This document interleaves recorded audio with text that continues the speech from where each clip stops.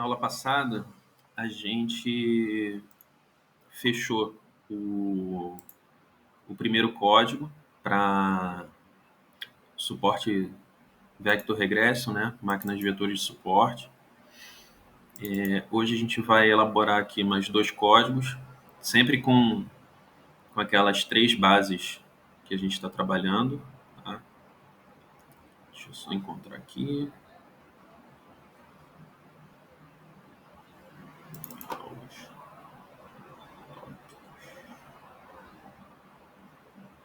Tópicos de matemática. Hoje a gente vai trabalhar com um código que a gente vai chamar de 07, SVR, Plano de Saúde.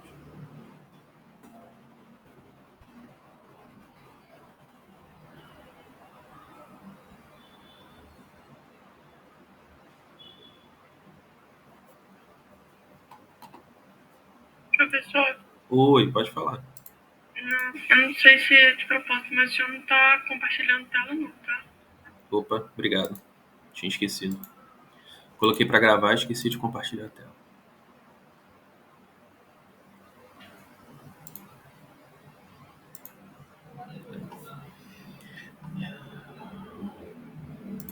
Bom, então esse aqui é o código, tá? Antes da gravação, antes do compartilhamento de tela, eu só renomeei isso aqui para 07. Tá bom?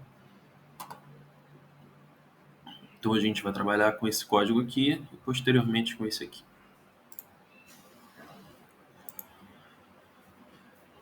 Então, como a gente já viu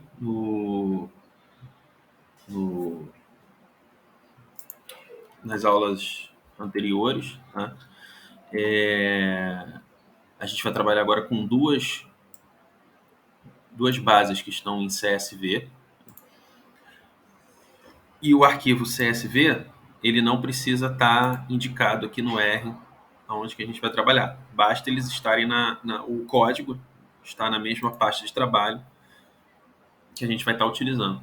Se quiser indicar, né, colocar aquele 7WD lá em cima, tá? Setar a pasta de trabalho, também não tem problema, vai dar a mesma coisa. Tá? Mas o 7WD ele só vai ser necessário se o arquivo, né, se a nossa base de dados estiver em outra pasta de trabalho. Aqui o código e a base de plano de saúde e a base de preços das casas, tá? Elas vão estar na mesma pasta. No caso aqui no meu computador, né? Vocês vão ter que mudar isso no de vocês para poder importar o arquivo. Então é aquele padrão. Estou chamando sempre de base. A minha base eu chamo sempre de base. Eu crio um objeto chamado base, né? Que eu posso ver aqui quais são as variáveis que ela tem. Né? Variável idade e custo. Posso clicar em cima dela também para abrir a minha base. Então lembrando que essa base é bem pequenininha. Tá? Ela tem só 2 variáveis, idade e custo, e 10 linhas. Então, a idade dos indivíduos no plano de saúde e o custo, né, o valor que ele paga dentro desse plano de saúde. Tá bom? A biblioteca para trabalhar com as máquinas de vetores de regressão é a E1071, a mesma que a gente utilizou na semana passada. Então, vou carregar essa base aqui. E aí eu crio o meu objeto que eu chamo de regressor. Tá? Meu objeto regressor. A minha função é SVM. Tá? Aí eu tenho que definir alguns parâmetros aqui dentro da função. Primeiro é a fórmula. Tá? Eu vou colocar que a fórmula vai ser meu custo em função da idade. Tá? Então esse tiozinho aqui no R ele vai entender como se fosse um parâmetro que eu estou utilizando, uma variável em função da outra. Tá? Então meu custo vai ser em função da idade.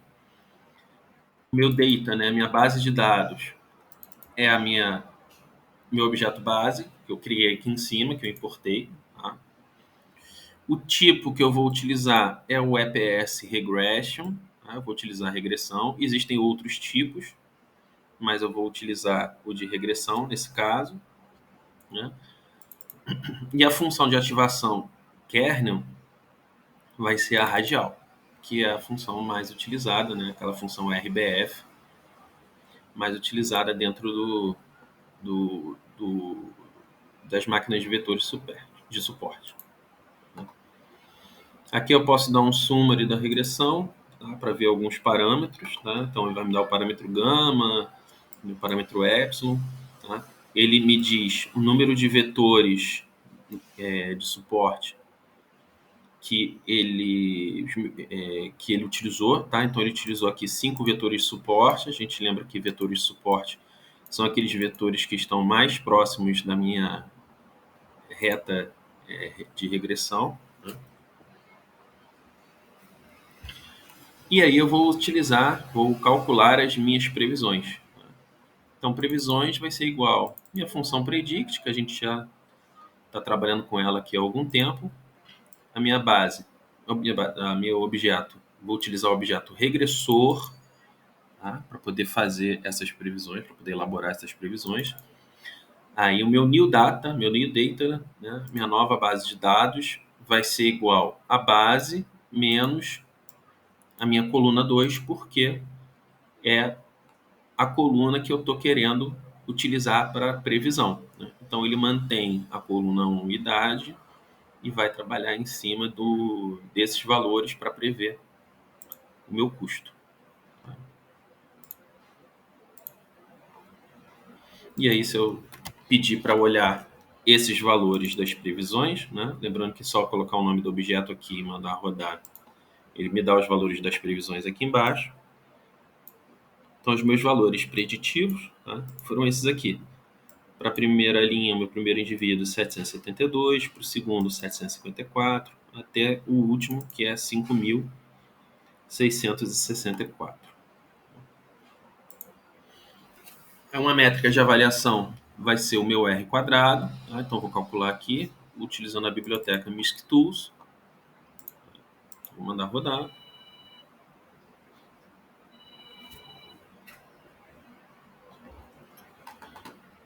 Aqui eu estou criando um objeto R quadrado para poder avaliar como que estão calculadas as minhas previsões. Tá? Então, vou criar um R quadrado, que vai ser a minha base. Tá? Custo. Tá? Então, aqui eu coloco 2 colchetes e uma aspa simples e o nome da variável. E os resíduos vão ser a minha base, né, que é o custo, tá? Menos as previsões. Ou seja, vou pegar esse valor aqui menos o meu valor previsto. Esse valor aqui menos o meu valor previsto. Então, fica 470 menos 772,5. 520 menos 754,4. E assim sucessivamente até o décimo valor. Né? 10.100 menos 5.664.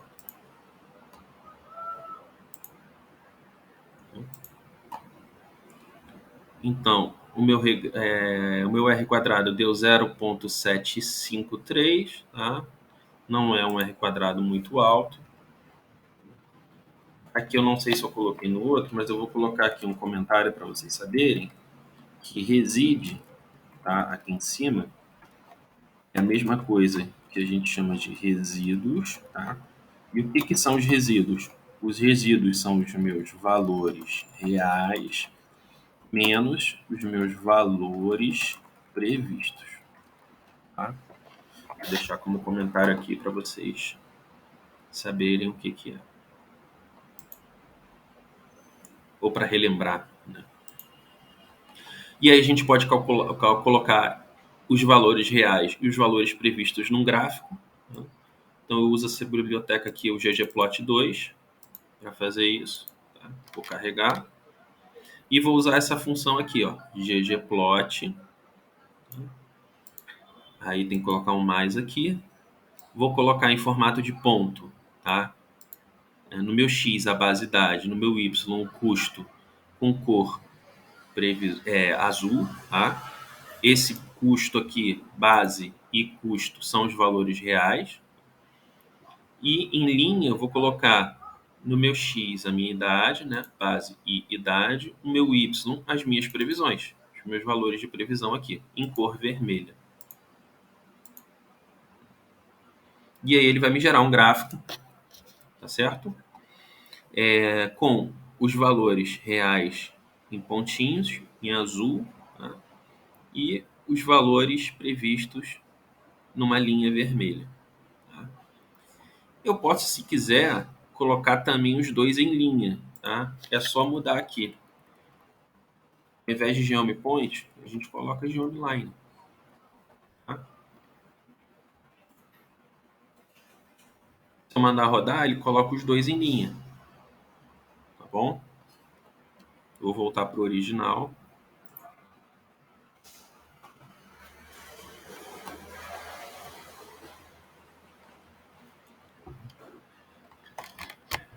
Essa parte aqui eu vou tirar, tá?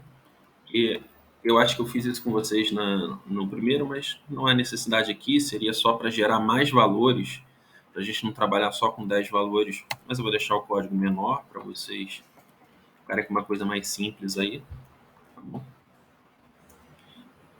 E aqui são cálculos para previsões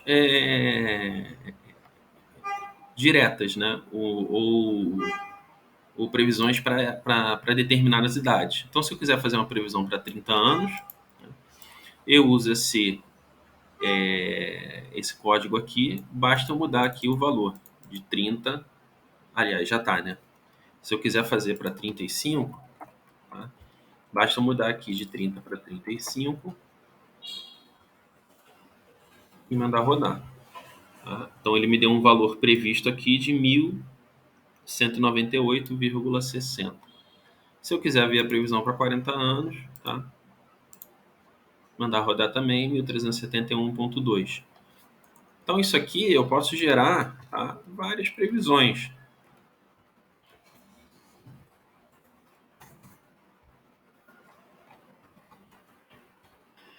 Então, vamos colocar aqui previsões para várias idades. Então, ó, fazer uma previsão aqui para 20 anos.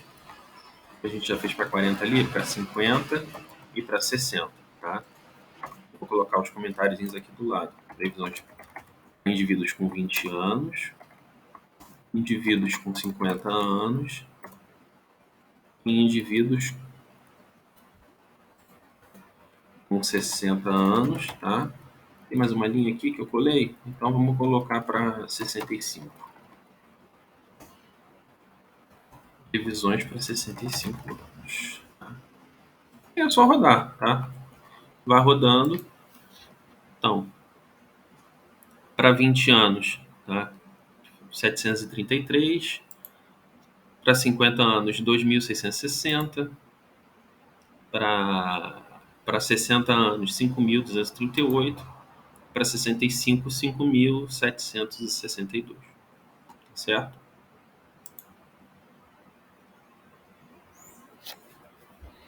Então, ó, o código é bem pequeno. É um código com aí 39 linhas, contando os comentários. Interessante vocês replicarem esse código. Aliás, na verdade, todos os códigos que eu estou fazendo nas aulas, tá? É interessante vocês replicarem, tá? Sem mudar valor nenhum, para ver se consegue rodar tudo direitinho, tá? Sem mudança de valores. E depois começar a brincar com o código, né? Procurar outras funções. Aqui, por exemplo, aqui está em ponto e linha. Aí gera um gráfico com ponto e ponto, né? Ou outro com ponto com linha e linha, outro com linha aqui e ponto aqui, tá? Procurar não fazer grandes mudanças, mas mudanças básicas para vocês verem os resultados que saem aqui do lado e para vocês também ganharem um pouco de confiança em relação à programação, a programação dentro do software R, certo? Perguntas aqui, dúvidas?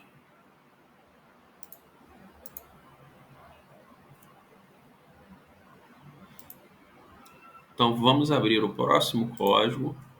Vou limpar aqui. Essa vassourinha, né? Vocês lembram, né? limpa todas as opções aqui. Se eu quiser limpar aqui essa caixa aqui de respostas, Ctrl L, L de lápis, aí o código fica todo limpinho. E aí vamos para o nosso 8º código,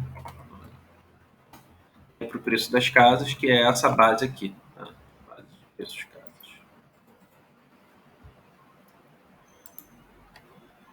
Bom, novamente, a minha base está em CSV, então eu não preciso indicar para o R onde que eu vou estar trabalhando, tá? Eu só mando rodar.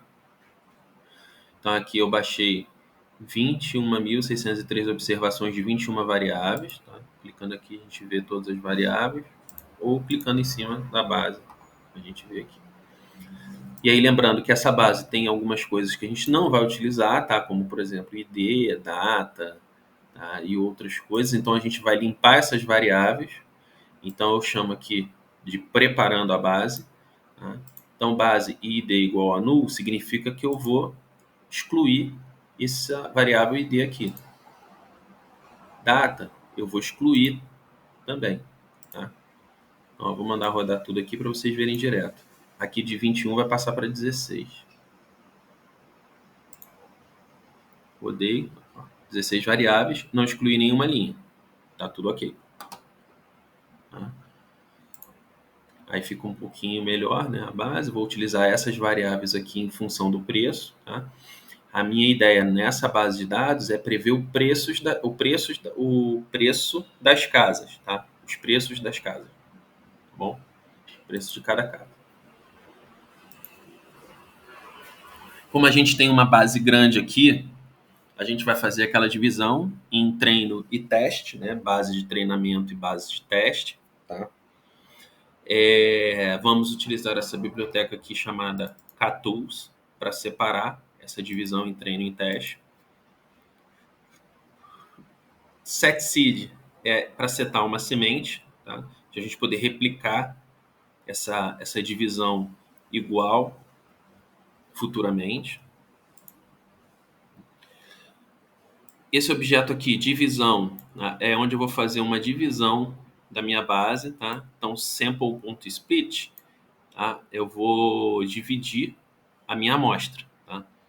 Eu vou usar eu vou dividir essa base em função do preço, né? Então é base e price, tá? Lembrando que esse dólarzinho aqui no R, ele indica que a gente está selecionando somente uma variável, tá? Dentro da minha base. E a minha taxa de divisão vai ser de 70%.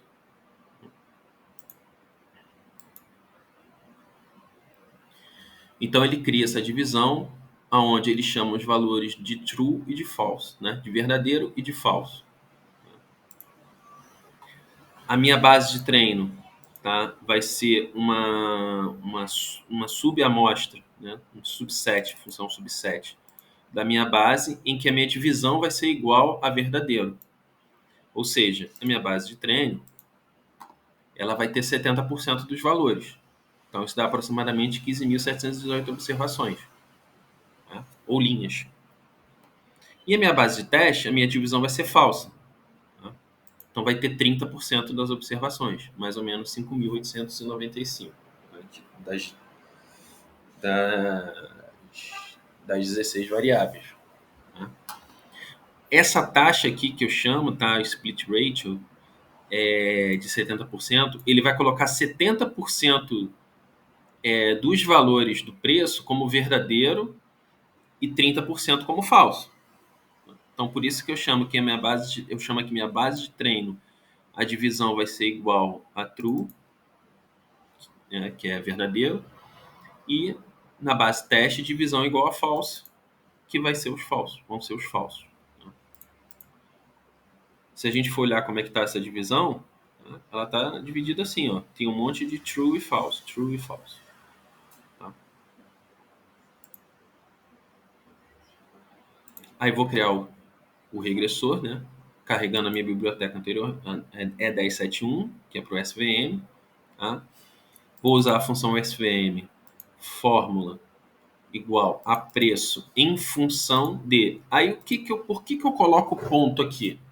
Quando eu coloco ponto, é porque eu estou considerando todas essas variáveis como as variáveis independentes, tá? De bedrooms, bathrooms até meu lat long, tá bom? Latitude e longitude.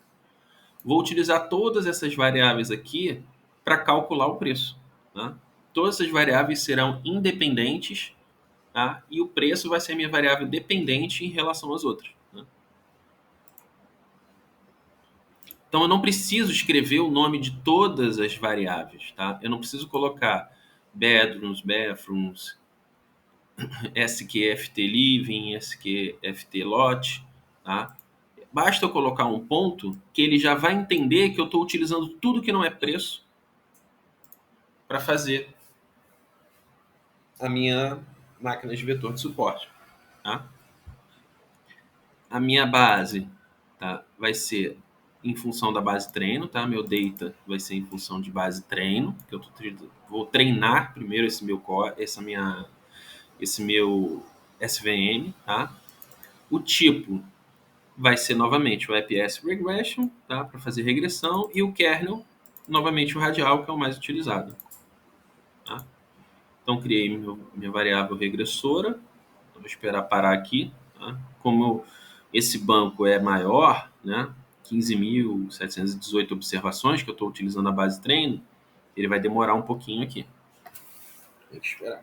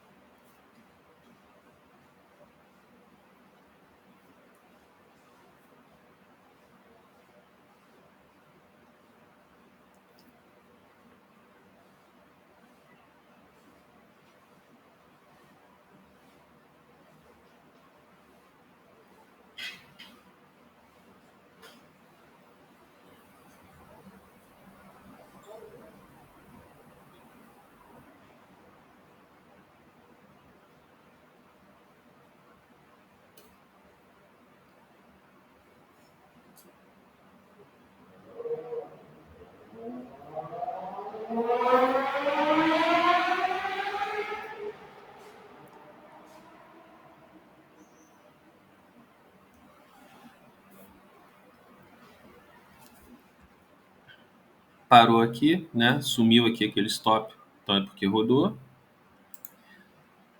Posso ver o summary, tá? Então tem alguns parâmetros, né? Gama, o kernel que eu utilizei que foi o radial, tá? O tipo, e ele criou ou encontrou 8.870 vetores de suporte, tá? Isso aqui são só algumas estatísticas. Agora eu vou calcular o R quadrado. Primeiramente, para as minhas previsões treino, tá? Onde a minha nova base de dados agora é a coluna -1, porque o que eu quero prever é o preço, ele está na coluna 1, tá? Então vou rodar aqui previsões treino e vou pedir para ver esses valores. Novamente esperar um pouquinho aqui, tá? Esse stop desaparecer.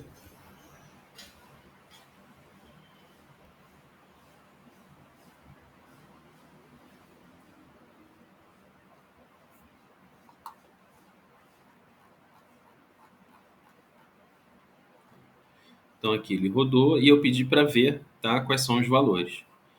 É basicamente a mesma coisa, né? A gente vai ter o primeiro valor, o segundo valor previsto, né, para o preço, tá? Então isso aqui são previsões de preços para as casas, tá? E aqui é interessante a gente ver o seguinte, a base, como ele está utilizando a base treino, tá? Ele não tem 1, 2, 3, ele tem 1, 2, 4, 6, 7, 8, 9, 10, 11, 12, 14. Tá? Por que ele está fazendo isso aqui? Porque as minhas variáveis que ficaram como true, como verdadeiro, tá? É a linha 1, é a linha 2, é a linha 4. A linha 3 é para a base teste. Tá? A linha 5 ficou para a base teste. Então, ele previu aqui no treino para a linha 1, para a linha 2, para a linha 4, para a linha 6. Tá? E aí eu vou calcular o R quadrado da base treino. Tá? Isso aqui a gente pode jogar para cá, para ficar melhor para vocês verem. Tá? Então, resíduos vai ser igual a base treino menos a base treino, o preço menos as previsões. R quadrado de 0,809. E aí eu vou calcular as minhas previsões teste. Mesma coisa, só que agora é base teste menos 1. E aí quando eu pedir para ver, para olhar esses valores, vocês vão ver que o primeiro valor previsto vai ser o 3, né? Ou a linha 3 no caso. Quer ver? 3, 5, 13, tá? Esse aqui são todas as linhas que não estavam anteriormente, certo? Por quê? A linha 1, a linha 2, a linha 4, a linha 6 até 12, elas estão na minha base de treino. As linhas 3, 5, 13, 18, 20 estão na minha base de teste. Tá? Mas esses aqui são os valores previstos para a base de teste. Beleza? E aqui também eu vou dar uma ajeitadinha, para ficar mais fácil para vocês verem, né? Saber que é um menos o outro. Né? Calcular o meu R quadrado teste. E dei uma olhada aqui, 0,82 não é um R quadrado ruim, mas também não é um R quadrado tão bom assim, né? Não está acima de 0,9. É 0,82. A gente pode dizer que é razoavelmente bom. Hein? E aí a gente pode ver também as métricas de previsão, tá? Na biblioteca Forecast. Aí a função Accuracy, previsões treino em relação à base de treino, coluna 1, previsões teste em relação à base de teste, coluna 1. Tá? É o que a gente chama de exatidão, né? Acurácia, exatidão. Então a gente vê que para a base treino a gente teve um RMSE, que é a raiz quadrada do erro médio, tá? De 167.733 e para teste 134.749. Tá? Então aqui é média de erro, raiz quadrada da média do erro, média de erro em valores absolutos, média percentual do erro e a média percentual do erro em valores absolutos. Tá? Então aqui a gente teve um erro de 13,4% na base treino e um erro de 14,7% na base teste. Aqui é uma média percentual de erro, sendo que é um erro negativo. Né? Ele errou menos 1,9% e menos 2,1%. Aqui ele coloca tudo em valores absolutos. Tá certo? Então, esse código está lá para vocês trabalharem, tá? Replicarem aí.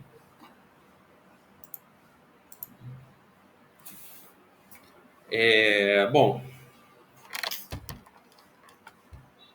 alguma pergunta, dúvidas em relação a isso? Vocês estão replicando o código?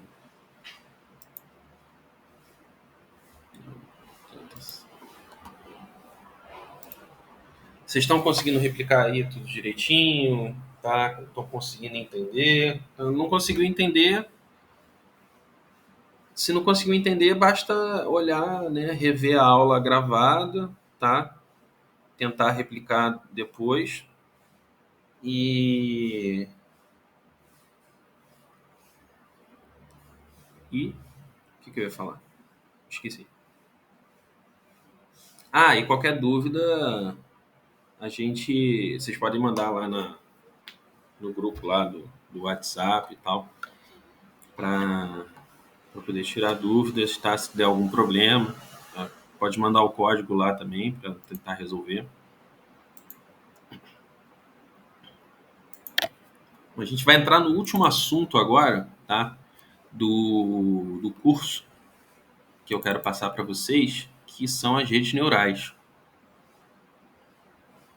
é um outro tipo de aprendizado de máquina, que aí a gente já chama de aprendizado profundo, né? Deep Learning, nas redes neurais. É um assunto mais rápido, tá? Eu não vou passar as contas, nem nada como se cria, né? E a gente vai para o código. Provavelmente vai trabalhar com código na semana que vem.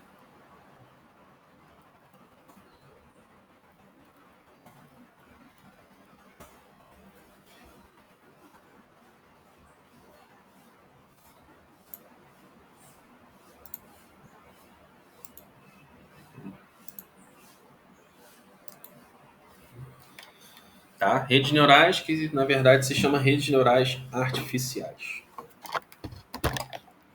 Breve histórico. Bom, então, as primeiras redes neurais, elas foram tratadas em 3 importantes publicações, que foi de McCulloch, não sei se fala assim, e Pitts em 43, Herb em 49 e Rosenblatt em 58. Tá? Então, a divulgação desses 3 trabalhos, eles introduziram o primeiro modelo de redes neurais que simulava máquinas. Tá? Ele era um modelo básico de auto-organização de dados que foi chamado de perceptron. Esse perceptron ele é um modelo de aprendizado supervisionado. É o modelo mais básico que se tem de rede neural, que ele considera somente uma camada. Tá? Então, o modelo de redes neurais eles são técnicas computacionais que apresentam o modelo matemático inspirado pelo sistema nervoso central de um animal. Em particular, é o cérebro humano, inclusive com o comportamento, porque a rede neural artificial ela aprende errando e fazendo descobertas, assim como funciona o nosso cérebro. Só que, obviamente, o cérebro humano ele vai ser muito maior do que qualquer rede neural. O cérebro humano é uma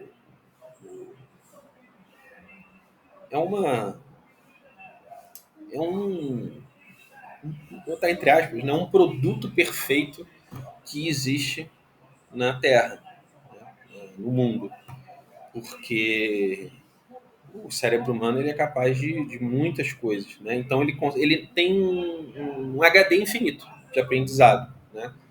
Obviamente existem problemas que ocorrem com o cérebro humano, por exemplo, mal de Parkinson, né, que é um problema no cérebro, né? Não sei se se chama senil. Quando a pessoa fica senil, né? Eu ia falar senilidade de uma pessoa, mas não sei se essa palavra existe. Então é mais fácil falar quando uma pessoa se torna senil, é porque o cérebro já não funciona muito bem, né? Tem alguns problemas no cérebro. Tá? Mas o cérebro humano ele é basicamente um HD, um servidor infinito. Né? A gente consegue aprender muitas coisas, tá? Inclusive o que não se deve. Né? Bom, então a propriedade mais importante das redes neurais é exatamente essa. Ela aprende com o próprio ambiente e com isso ela consegue melhorar o seu desempenho. Isso é feito através de um processo iterativo, onde ele ajusta pesos, pesos aplicados ao treino, tá? A minha base treino. Então, uma rede neural ela vai atribuir diversos pesos, tá? Para os resultados que ela vai ter. Assim, entre aspas, também basicamente como o nosso o cérebro faz, né? Muitas vezes a gente consegue aprender uma coisa mais fácil do que as outras, né? A gente tem habilidades, né? Às vezes para ciências exatas que as outras pessoas não têm, né? E tem outras pessoas que têm habilidade para ciências humanas que nós não temos. Então, basicamente, se a gente pensasse num processo de rede neural artificial, tá? o nosso cérebro estaria dando pesos ao aprendizado, onde a gente consegue aprender mais ou menos. Mas claro que o cérebro humano é capacidade infinita, pode aprender tudo. A gente sabe disso. Em outras palavras, elas são técnicas computacionais que apresentam um modelo inspirado na estrutura neural de organismos inteligentes e que adquirem conhecimento através da experiência. Tudo que o cérebro humano faz, né, ele adquire, né, o seu conhecimento através da experiência vivida ao longo do tempo. Bom, e qual é a estrutura da rede neural? Elas geralmente são apresentadas como sistemas de neurônios. Tá? Esses neurônios eles são interconectados, que podem computar valores de entrada, simulando o comportamento de uma rede neural biológica, uma rede neural humana. Tá? A aprendizagem ocorre quando o modelo atinge uma solução generalizada para uma classe de problemas. As redes neurais elas possuem unidades de processamento. Cada unidade possui ligações para as outras unidades, nas quais recebe e enviam sinais.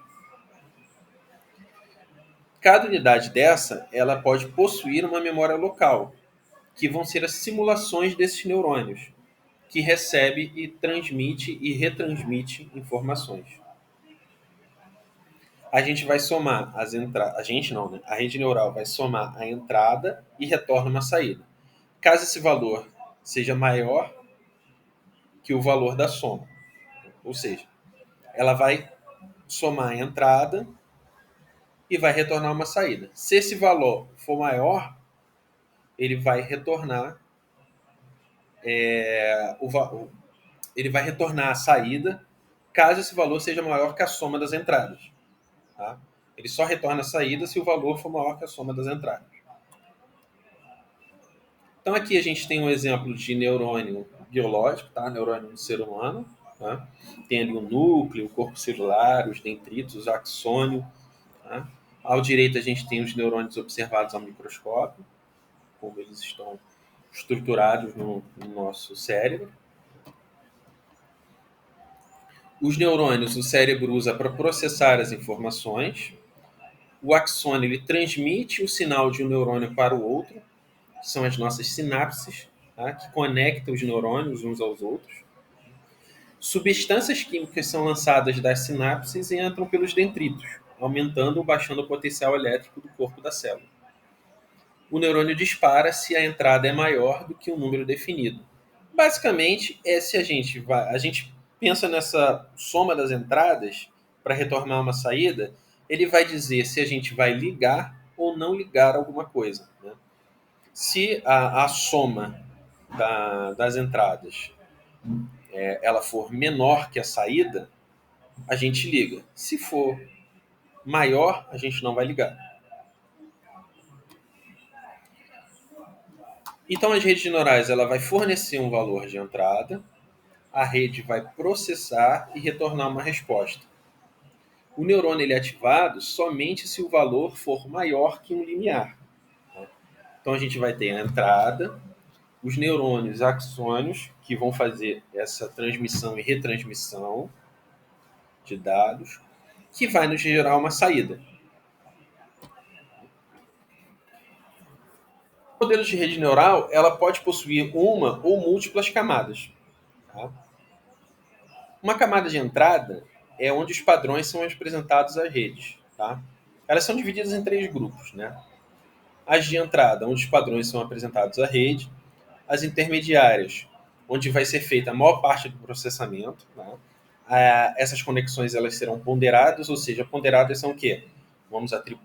Elas vão atribuir pesos a esses processamentos para saber como que funcionam, qual que são os mais importantes ou não. Tá? E a gente vai ter a camada de saída, que é o resultado final, que vai ser concluído e apresentado para nós. E aí a gente tem um exemplo de modelo de neurônio artificial. Né?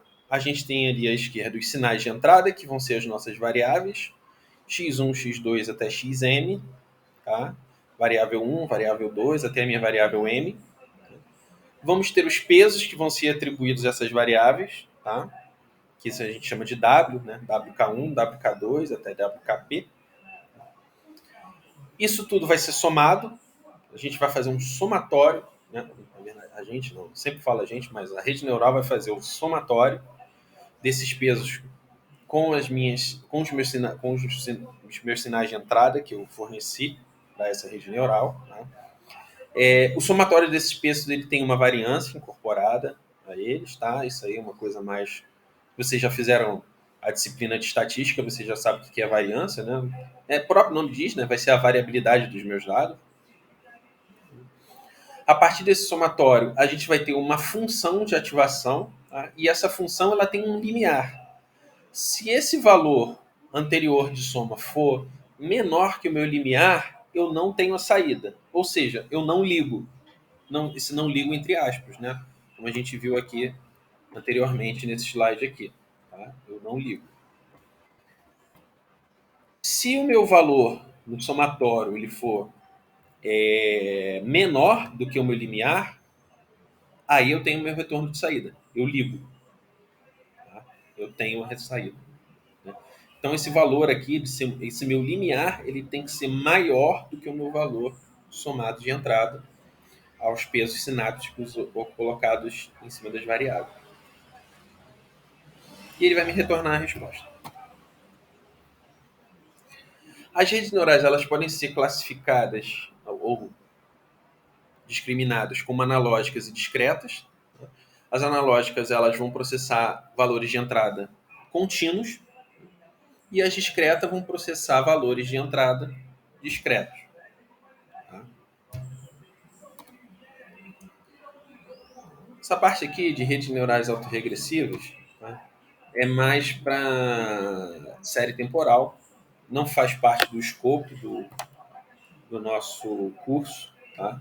Então eu vou finalizar aqui na parte de classificação. Mas aqui seria uma coisa mais voltada para previsão de dados em séries temporais. Tá? A gente não vai fazer isso aqui.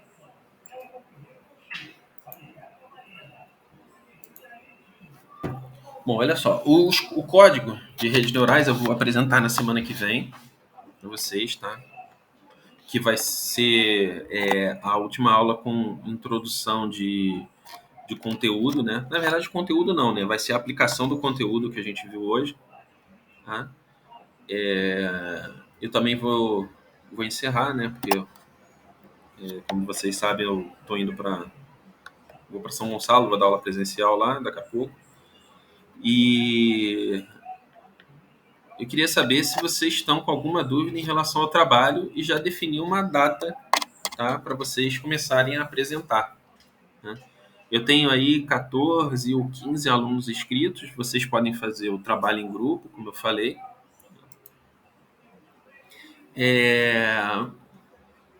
A gente está no dia 31 de março, tá? Então a gente tem aula na semana que vem, dia 7, para a gente fechar essa parte de neurais.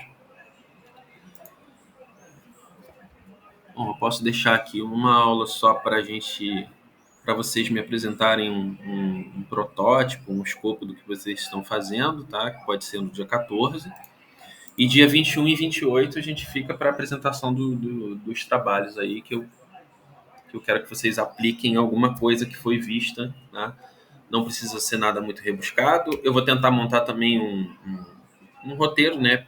Com, com, com as informações mínimas que vocês devem colocar nos slides, tá? E vai ser a apresentação oral, tá?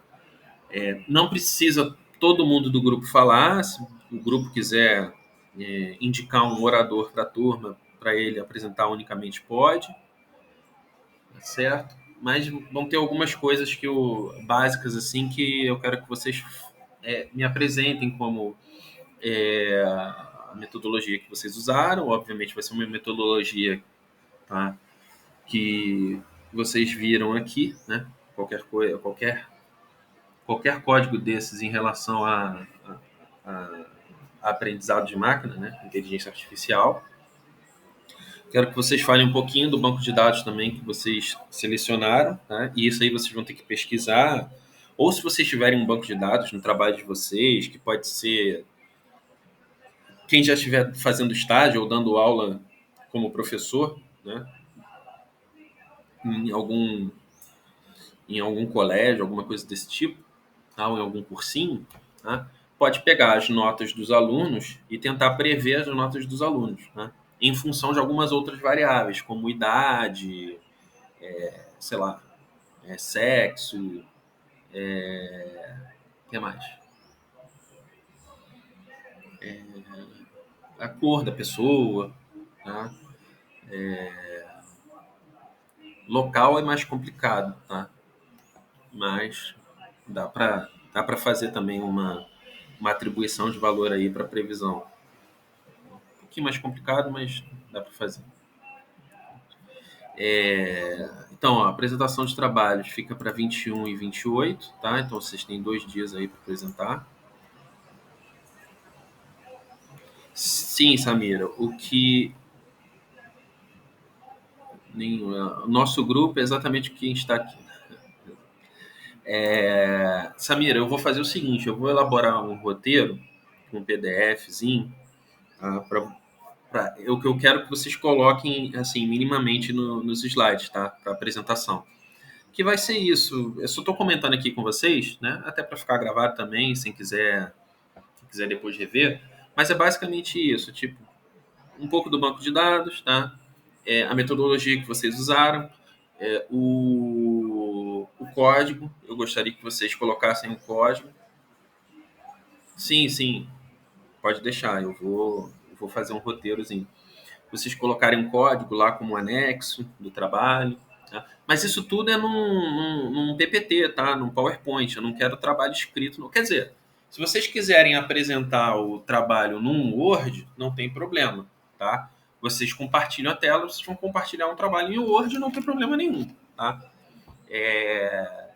Mas pode ser um PPT, que é uma coisa, acho que mais simples de fazer do que escrever um trabalho no Word. Tá? E aí vocês podem tentar gerar um gráfico, tá? Mas os resultados são os mais importantes, né? O R quadrado, o map, o RMSE. Tá? Mas eu vou elaborar um roteirozinho e para vocês não ficarem com dúvidas, eu vou ver se eu consigo fazer isso pelo menos essa semana aí, para já passar para vocês na aula que vem a gente conversar sobre isso. Senão a gente conversa no dia 14. Mas eu vou tentar fazer isso já para semana que vem, para vocês não terem muita dúvida aí, terem mais tempo para fazer. Tá? Bom, é isso. Alguma pergunta aí? Vocês querem tirar alguma dúvida? Bom, então, bom final de semana para vocês.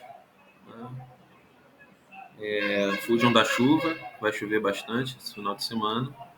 E até quinta-feira que vem, tá?